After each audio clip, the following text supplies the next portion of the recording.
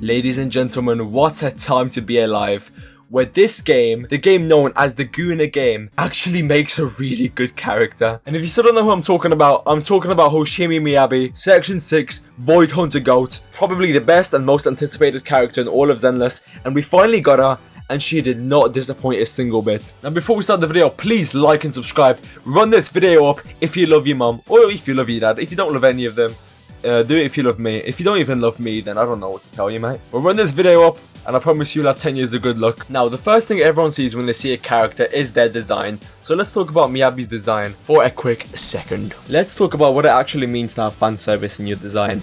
The first thing, the easiest one to say, is very revealing clothing. Which you can see, Miyabi checks off all the dots on this one.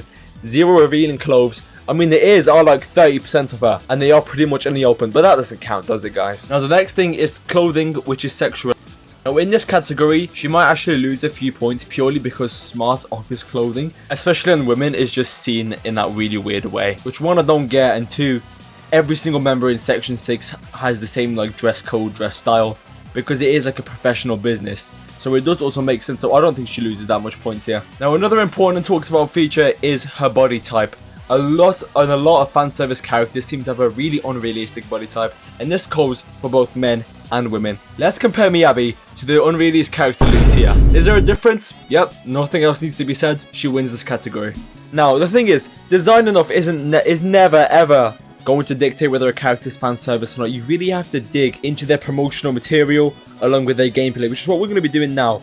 Let's start with the promotional material. The trailer, demos, and special animation that she got are all peak storytelling, peak writing, peak animation. Let's talk about that for a second. Let's talk about how in that animation, the animation style switches a few times. That, to me, shows that they support artists. A lot of companies right now are using AI art. If you look at it, Call of Duty are doing it, and a bunch of others, but Call of Duty is the main one. When you see real artwork and different styles being used in material these days, it is so refreshing because you can see they didn't use AI for it. They went out of their way to hire and pay good artists because the artwork on that was amazing. The animation on that is just perfect. Like really, really good quality, and the writing, the music, everything in those, especially like the special animation, like that. It was so good, man. I really, really enjoyed seeing that, and the fact that there's no sexualizing stuff in it is the most refreshing thing I've ever seen in any gacha game, bro.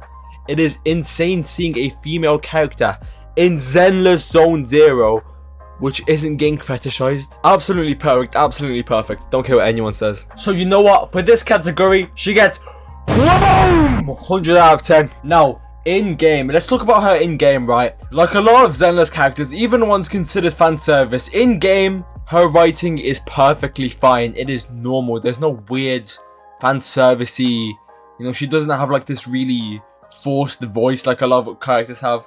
She's just a really well-written character overall, and I'm so happy to see this in Zenless Zone 0, a game that I've been struggling to defend for so long, because we have the Jane Doe trailer, then we got the Caesar shower scene trailer.